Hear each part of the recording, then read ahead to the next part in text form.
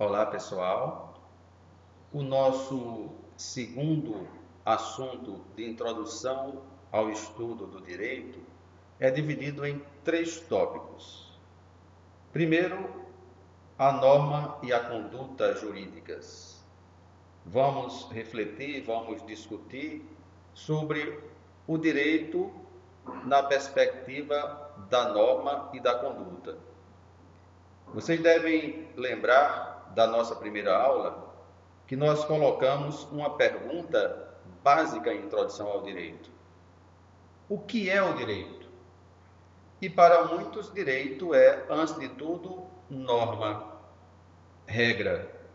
Mas é preciso não esquecer que essa regra está ligada a uma conduta, a um comportamento. Podemos dizer que o direito também é uma ciência do comportamento.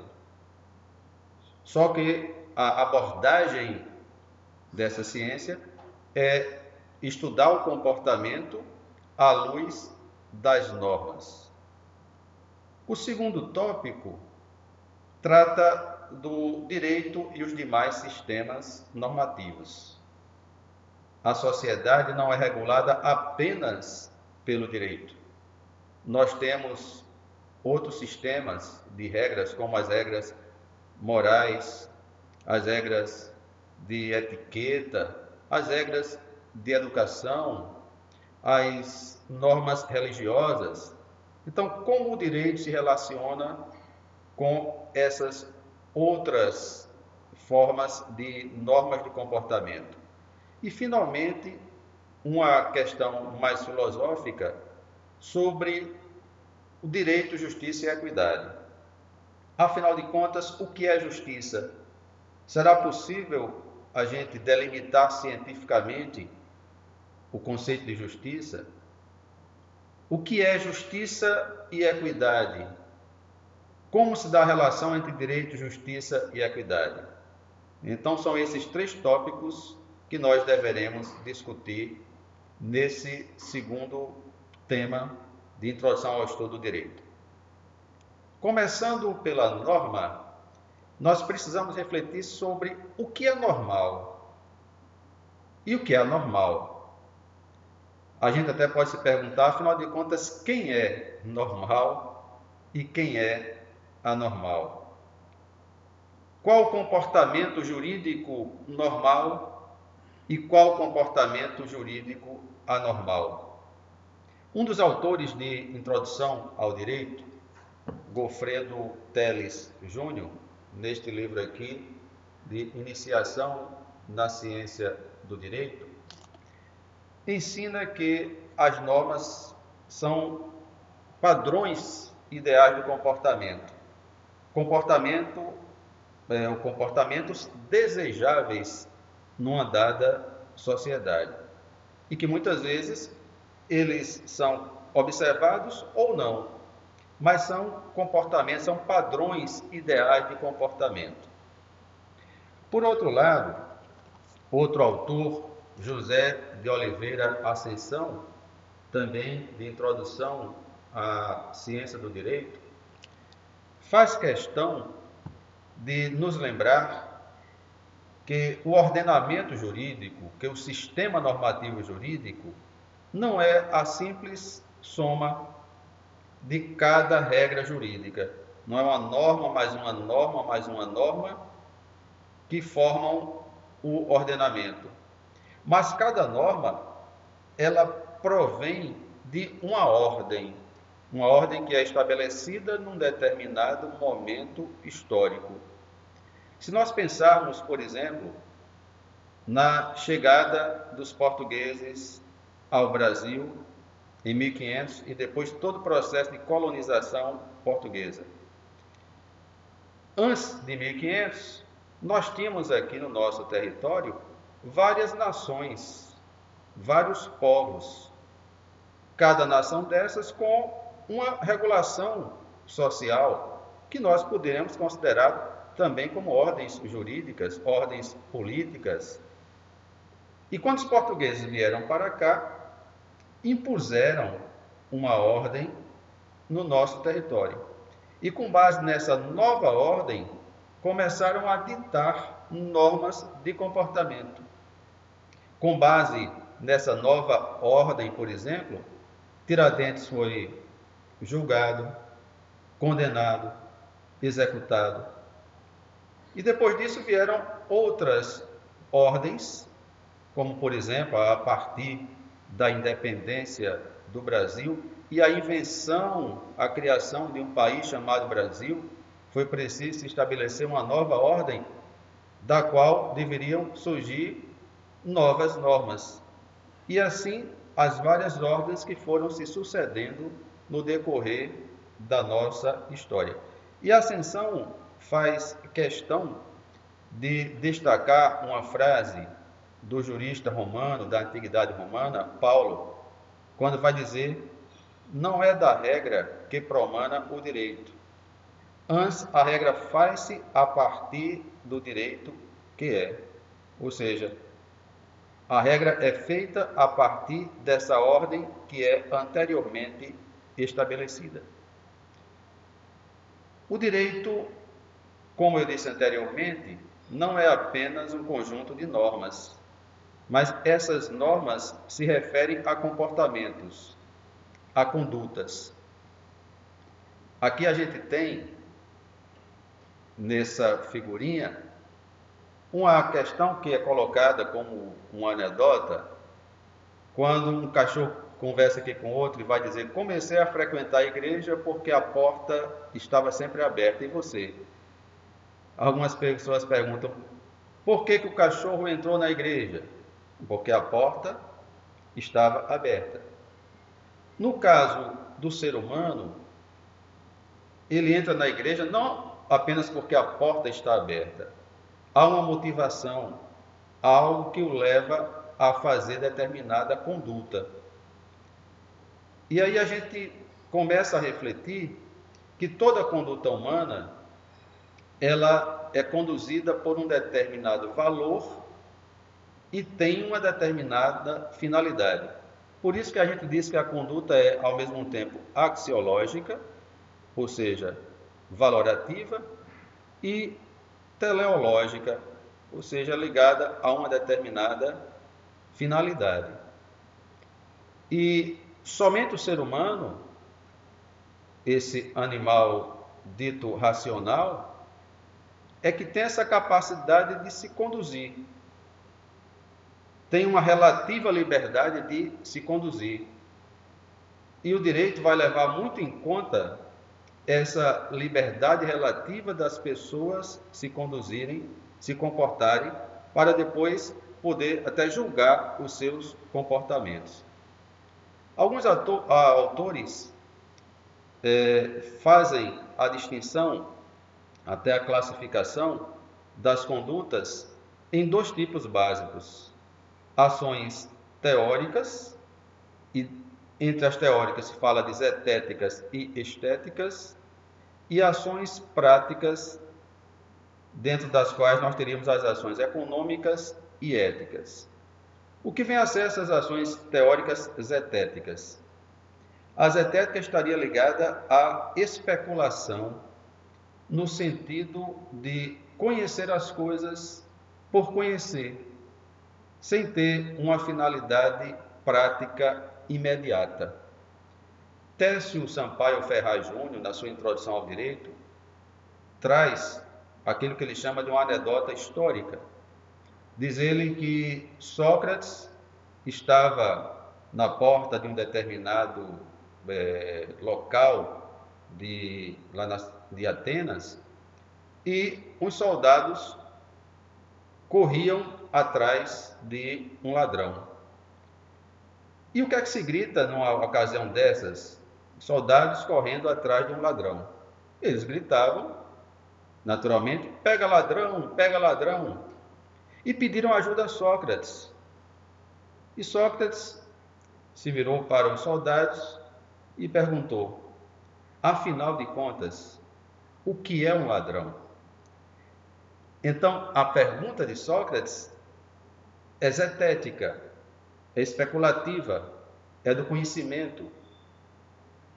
da reflexão que nos interessa também em direito. Se nós começarmos a pensar, por exemplo, no crime de furto. Furto é você subtrair coisa móvel alheia, coisa que é de outra pessoa. Mas para nós termos esse conceito é preciso antes discutir a ideia de propriedade privada. Se todas as pessoas fossem donas de todas as coisas numa propriedade coletiva, em vários casos nem haveria furto e nem haveria ladrão. E aí nós poderíamos discutir, afinal de contas, o que é furto e o que é ladrão. Essa atitude é uma atitude zetética. Diferente da atitude dos soldados, que, bem ou mal, já tinham uma concepção do que era ser ladrão. E o interesse deles era um interesse prático, pragmático. Pegar o ladrão e colocar na cadeia, provavelmente. E até no senso comum a gente ainda tem essa ideia, que local de bandido, local de ladrão é na cadeia.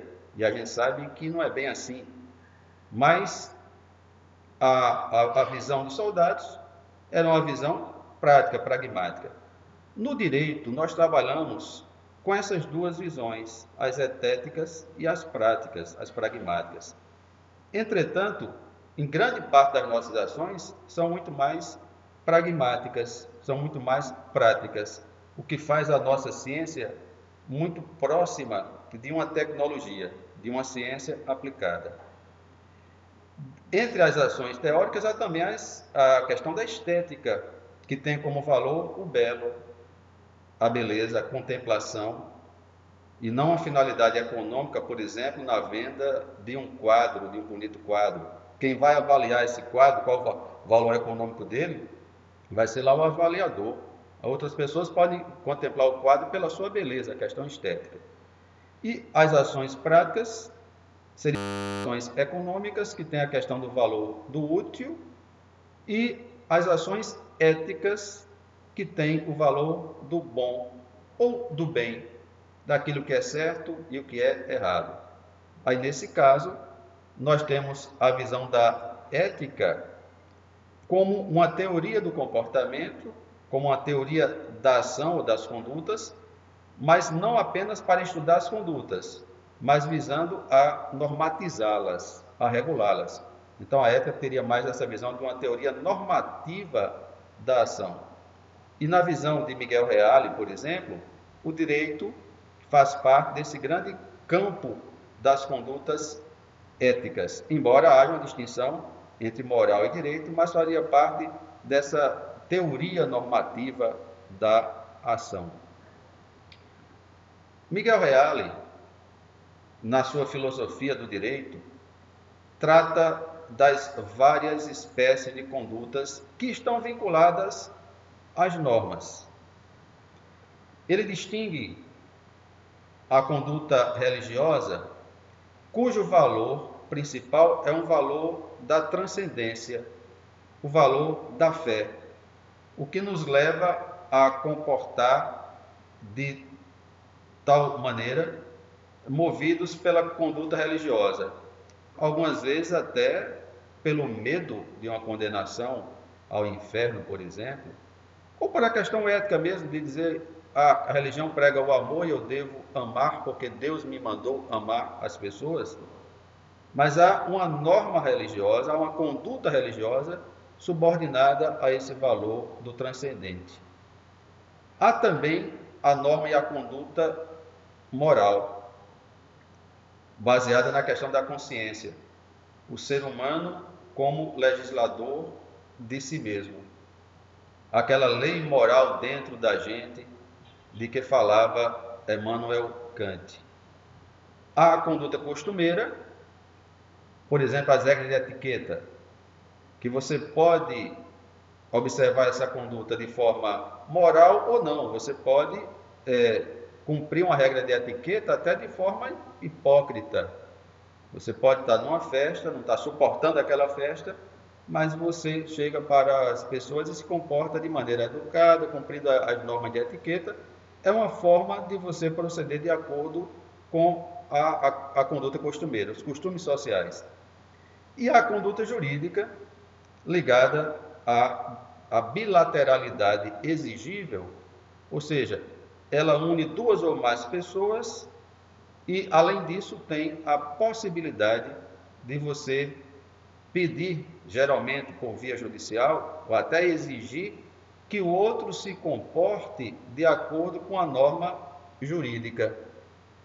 Miguel Reale também traz uma ilustração que ele traz da literatura russa, que diz mais ou menos assim: um cidadão que estava bem de vida, rico, está na rua e encontra um amigo de infância pedindo esmola. Esse amigo, que ele não via há muito tempo, lhe pede uma determinada quantia em dinheiro e ele nega essa quantia.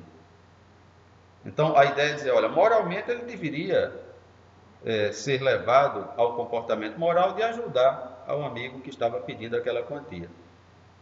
Mas depois disso ele vai e pega uma condução, salvo me engano, uma charrete. E quando ele pega essa condução, que termina a corrida, chega no local para onde ele desejava ir, o condutor diz a ele o valor daquela corrida é exatamente igual ao valor que o amigo dele tinha pedido. E aí ele tem que pagar essa quantia. Porque aí a conduta não é apenas moral, ela é jurídica. Se ele não pagar, vai haver a possibilidade de se exigir judicialmente o pagamento daquele valor. E por isso Miguel Reale, ele costuma trazer, no clássico livro dele, ele traz, na verdade, esse quadro de 3 campos da ética. E aí veja a ideia dele colocar direito dentro desse campo mais amplo da ética. E faz a distinção entre a moral, o direito e o costume. Esse quadro eu trago para que a gente faça uma reflexão e até crítica. A gente pode até fazer críticas a esse quadro da visão do Miguel Reale. Vejam quando ele faz a distinção. Ele vai dizer, olha, a moral, no primeiro quadro, não tem coercibilidade, não tem heteronomia, tem apenas bilateralidade e não tem atributividade. O direito tem esses 4 elementos: coercibilidade, heteronomia, bilateralidade e atributividade. Enquanto que o costume tem apenas heteronomia e bilateralidade. Nós vamos mais adiante, vamos ver as características da norma jurídica. E aí nós vamos ver o conceito, a ideia de cada um desses elementos do quadro de Miguel Reale, que, como eu disse, pode ser e deve ser até criticado. Você pode dizer, olha, mas a moral ela não tem heteronomia, tudo bem, mas tem uma certa coercibilidade, não a coercibilidade jurídica, mas há uma certa sanção na questão da moral, da mesma forma que pode haver também uma sanção costumeira, que não seja uma sanção jurídica. Mas, de maneira geral, esse quadro nos ajuda a pensar na diferença da norma e da conduta jurídicas, levando em conta a distinção entre moral, direito e costume.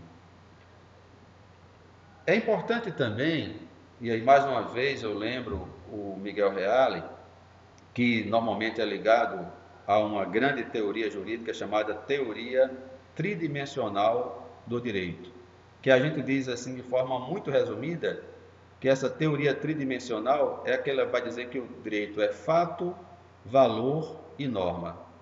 Ou seja, o direito nasce de fatos sociais, para nós de fatos jurídicos, mas ao mesmo tempo esses fatos são valorados. A gente vai dizer, aquele fato, aquele comportamento é bom ou é ruim, e vamos valorar. Por exemplo, nós temos um Código Penal, onde tem vários comportamentos lá que são indesejáveis para a sociedade, e vai haver uma punição para esses fatos, esses comportamentos. E aí nós vamos fazer uma norma. Então a norma, de certa maneira, a gente poderia até aplicar aquela ideia da dialética, da tese, da antítese e da síntese. Embora o valor aí não seria uma antítese da tese, que seria o fato. Mas a ideia de dizer que a norma ela já é resultado de fatos que são valorados.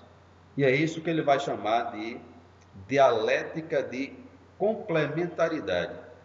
Quando nós estudamos direito, não podemos dissociar a ideia dos fatos, dos valores, embora geralmente nós começamos a estudar o direito pela perspectiva da norma, mas sem jamais esquecer que ela está ligada a fatos e a valores. E com este tópico nós encerramos essa primeira parte do nosso segundo tema de introdução ao estudo do direito. Obrigado e continuaremos essa segunda parte na próxima aula.